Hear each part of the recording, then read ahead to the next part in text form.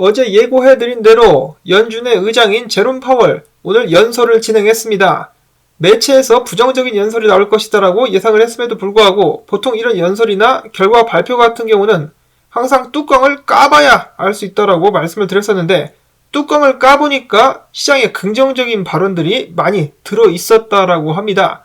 일단 제롬 파월 연준 의장은 다가오는 12월 연준 미팅에서부터 금리 인상 속도 완화 가능성을 내비쳤다라고 이야기를 하면서 인플레이션이 여전히 높고 지속적인 금리 인상은 인플레이션을 낮추는데 적절함에도 불구하고 지나친 긴축은 좋지 않다. 빠르면 12월 상승 속도를 조절하게 될 수도 있겠다라고 이야기를 했습니다.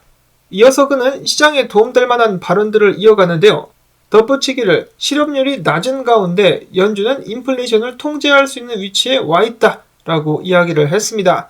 그 말이 사실인지 아닌지는 모르겠습니다만은 해당 소식과 함께 달러 인덱스 지수 큰 폭으로 가라앉기 시작했으며 그와 동시에 미국 증시 대폭 상승하게 됩니다.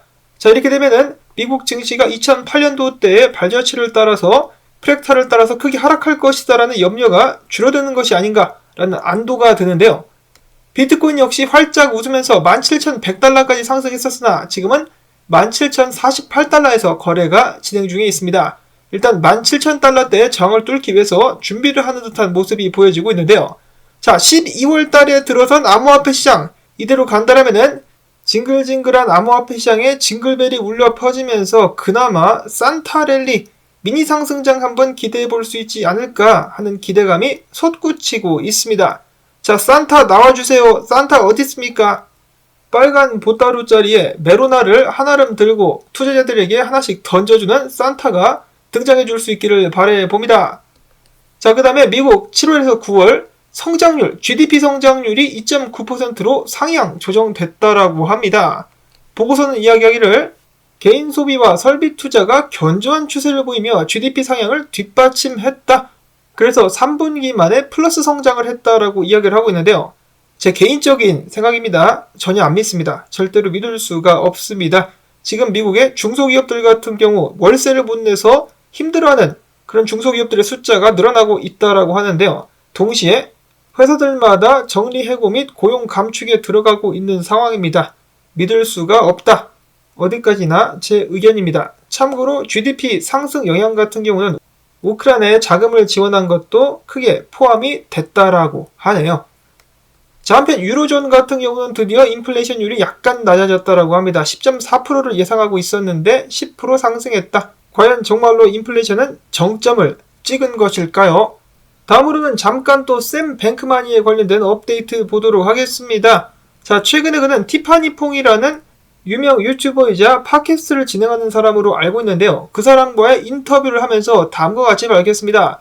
충격적인 사실들이 있기는 했었습니다만은 저는 이것을 전부 다 믿을 수 있을지 없을지는 잘 모르겠습니다. 일단 하나씩 보도록 하겠는데, 자, 민주당뿐만 아니라 샘 뱅크만은 같은 금액을 공화당에도 기부를 했다라고 밝혔습니다. 자, 다만 모든 기자들이 민주당 진영이었기 때문에 공화당에 기부를 한 것을 이야기하게 된다면 그들이 경악할 것이기 때문에 비밀로 했다. 즉 언론이 무서워서 공화당에 기부한 사실은 비밀로 했다라고 이야기를 한 것인데요. 회사가 아작나는 동안에 이렇게까지 정치인들에게 돈을 몰아줄 만한 이유가 있었을까? 저는 아직까지 그 부분이 잘 이해가 안 됩니다. 자, 그 다음에 알라메다 리서치에서 돈을 빼돌리기 위해서 백도어를 설치했다라는 의혹에 대해서 그런 일이 절대로 없다. 나는 코드 작성법조차 모른다라고 이야기를 했는데 이것도 지금 믿을 수 있을 것인가? 그리고 FTX US가 파산 신청을 한데 취소할 수 있다면은 바로 취소할 수 있다라면서 후회하는 속내를 토로하기도 했었다라고 합니다. 자, 그렇다면 해커는 누구냐? 지금 해커가 계속해서 FTX에서 빼돌린 자금들을 운용을 하고 있는데 일단 본인은 아니랍니다. 자, 근데 바마 정부 같은 경우는 샘 뱅크마니에게 시켜가지고 남은 자금을 바마 정부로 옮기게끔 했다라고 했는데 뭐가 어떻게 돌아가는 것인지 아무튼 샘 뱅크만은 이야기하기를 해킹 범인의 용의자로서 8명을 지목할 수가 있으나 어떤 사람이 범인인지는 아직 알 수가 없다. 전 사원이거나 전 사원의 컴퓨터에 악성 코드를 설치한 인물 중에 하나다라고 이야기를 했는데 아직도 이해가 안 되죠. 악성 코드를 어떻게 두 개의 따로 떨어진 회사들 FTX US와 FTX에 동시에 설치를 해가지고 동시에 보안벽을 뚫을 수가 있었는가? 제가 사이버 보안에 전혀 아는 것이 없어가지고 그런 것일지 모르겠지만은 두 개의 회사의 보안 시스템을 동시에 뚫어낸다는 것이 대단하다라는, 좀 이해가 안 된다라는 생각이 듭니다. 자, 그 다음에 FTX 고객 자금이 알라메다로 유용된 것에 대해서는 굉장히 당황한 모습을 보였으며, 그도 인정하기를 FTX 내에서 마진 포지션에 대한 리스크를 감시하는 직원은 한 명도 없었다라고 이야기를 했는데, 이 부분도 좀 미심쩍죠. 그렇게 큰 자금이 왔다 갔다 하는데 아무도 사내에서 신경 쓰는 사람이 없어 본인도 신경을 안 쓰고 좀 앞뒤가 맞지 않는 것 같습니다. 그러면서 그는 사람들에게, 즉 FTX 사용자들에게 희망을 줄 수 있는 발언도 하기도 했었는데요. FTX 사용자는 자산의 25%를, FTX US 사용자들 같은 경우는 자산의 100%를 돌려받을 수 있을 것이다 라고 이야기를 했는데, 물론 그나마 희망적이고 듣기 좋은 이야기임은 하나, 문제는 그가 만약에 정말로 자금을 돌려주기 원한다 할지라도 더 이상 그에게 그러한 결정을 내릴 수 있는 권리가 없다, 권한이 없다라는 데 있겠습니다. 새로운 FTX CEO 같은 경우는 샘 뱅크만이나 전 임원 등은 FTX 경영에 전혀 관여하지 않는다라고 이야기를 하게 된 것이죠. 그래서 파산 절차가 어떻게 되는지는 모르겠지만은 그 과정 속에서 피해자들이 보상을 받을 수 있을지 확실히 알기는 어렵다라는 것입니다. 보상을 받는다 할지라도 그 기간이 얼마나 걸리게 될지 참 답답한 상황이라는 것이죠. 그런데 정말로 그의 말대로 돌려받을 수 있다라면 너무너무 기쁠 것 같습니다. 근데 이 자식이 또 소시오패스이기 때문에 거짓말일 수도 있겠죠. 더 이상 뭘 믿어야 할지, 누구의 말을 믿어야 할지 굉장히 힘든 그런 상황인 것 같습니다. 자, 그리고 블랙락 역시 FTX에 투자를 몽땅 했었는데요. 2,400만 달러 투자했다가 이제 뭐 거의 날렸다라고 봐야 되겠죠. FTX가 들고 있는 남은 자산을 이런 대기업들이라든지 기관들이 서로 뜯어먹으려고 싸움질을 하게 될 텐데, 블랙락이라 할지라도 얼마나 건질 수 있을런지. 한편 FTX와 알라미다 리서치 때문에 크게 파산한 블록파이 같은 경우는 이네도 돈이 모자란데 변제에 피해자들이 우선순위에 있는 것이 아니라 SEC가 있다라고 합니다. 남은 돈을 SEC가 쪽 빨아먹겠다라는 것이죠. 이해가 되지 않습니다. SEC는 투자자들을 보호하는 역할을 해야 되는데 가장 먼저 앞서가지고 남은 돈 긁어간다라고 하니까 참 어처구니가 없고, 지들이 뭐 투자를 했다가 투자금을 돌려받는 것도 아니고 벌금 매겨가지고 벌금 뜯어가는데 피해자들은 본인들이 투자한 돈을 못 받게 될 지경에 이르렀다라고 하니까 열불이 납니다. 이 부패한 더러운 녀석들. 다음으로 유럽연합 같은 경우는 FTX 청문회를 이번에 시작을 했다라고 하는데요. 청문회를 한다라고 해서 뭔가 진전될 수 있는 상황이 있을 것인지 일단은 미국 청문회가 시작되기를 기다려 봐야 될 것 같은데요. 유럽연합 의회 경제위원회 위원장 같은 경우는 FTX의 실패는 블록체인의 실패가 아니라 한 양아치 소시오패스의 실패이자 자만심이다라고 이야기를 했다라고 하네요.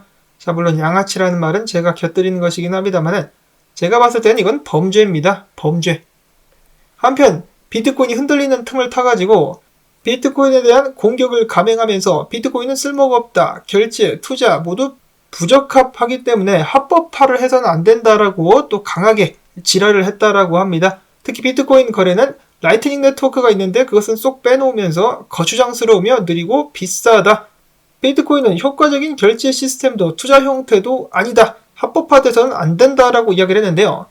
옛날에 겁먹은 개가 짖는다라는 말이 있듯이 윌리 우 같은 경우는 이런 식으로 유럽 중앙은행이 비트코인을 공격하는 것은 비트코인이 그들에게 위협이 된다라는 것을 스스로 인정한 꼴이다라고 이야기를 했습니다. 그러면서 오히려 그는 기뻐했다라고 하는데요.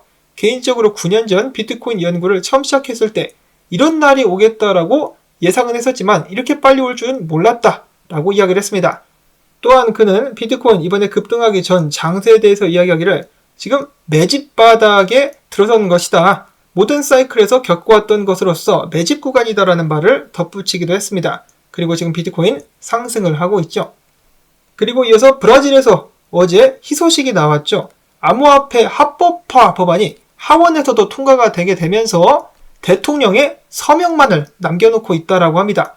만약에 해당 법안이 통과가 되면은 브라질에서 비트코인은 합법적으로 결제 수단으로서 인정을 받게 됩니다. 이렇게 되면은 비트코인이 합법적으로 사용될 수 있는 나라가 하나 더 늘어난다라는 것인데요. 딱 보시면 아시겠지만은 기축통화를 들고 있는 나라가 아닌 좀 힘들고 괴로워하는 나라들에서 비트코인이 먼저 도입이 되고 있습니다. 반드시 대통령의 서명과 함께 비트코인이 새로운 통화 시스템의 혁신의 한가운데 설 수 있기를 바라봅니다.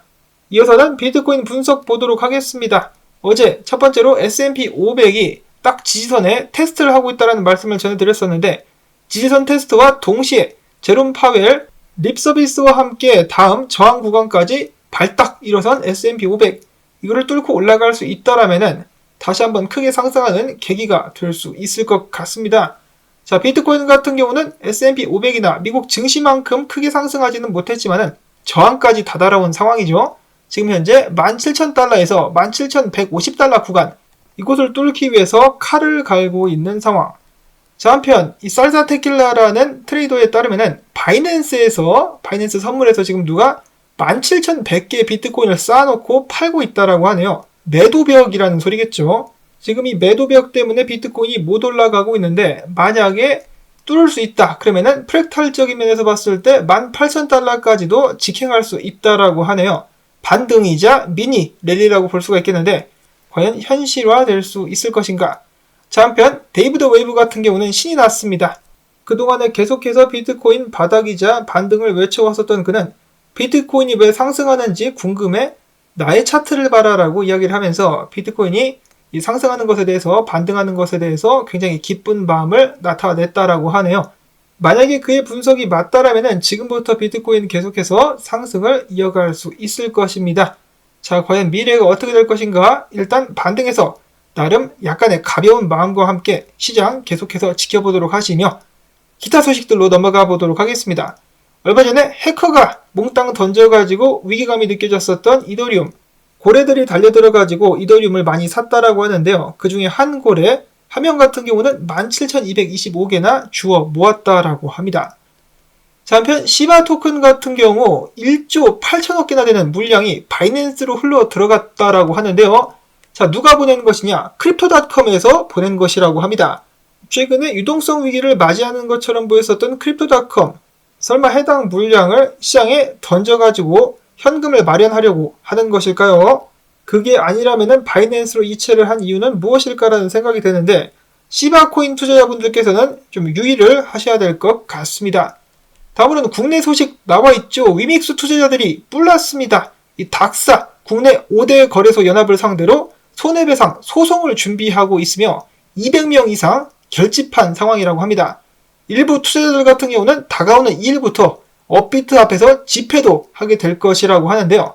가처분 신청에 영향을 줄 수 있을 것인가라는 궁금증이 듭니다. 장영국 대표는 사람들을 정말 잘 홀려놨다라는 생각이 드네요. 이렇게 말씀을 드리면 또 발끈한 사람이 있을지 모르겠지만은 그 양반도 뭐 잘한 것이 없죠. 일단 투자자들의 화살을 본인으로부터 이 거래소들로 돌리는데 성공을 한 것 같습니다. 역시 정치인들도 그렇고 기업인들도 아무나 하는 것이 아니다라는 생각이 드네요. 자, 마지막으로는 자본시장연구원도 한국 암호화폐 과세제도 같은 경우는 2년 유예가 필요하다라면서 의견을 덧붙였다라고 합니다. 자, 그런 의미에서 지금 한국에 계신 투자자분들께서 가장 바라야 되는 것은 과세제도가 2년 뒤까지 미뤄지는 것이라고 볼 수가 있겠죠. 그래서 만약에 여러분들 지역에 그 특정 당 세금 유예를 하는 데 있어서 강력하게 반대하는 그 당의 정치인들이 있다라면은 SNS라든지 어떤 메시징 시스템을 통해 가지고 항의를 좀 하시면 어떨까라는 생각을 해봅니다. 시민들의 말에 귀를 기울여야 되죠. 부디 좋은 결과가 나올 수 있기를 바라보면서 오늘 영상 여기서 마무리를 짓도록 하겠습니다.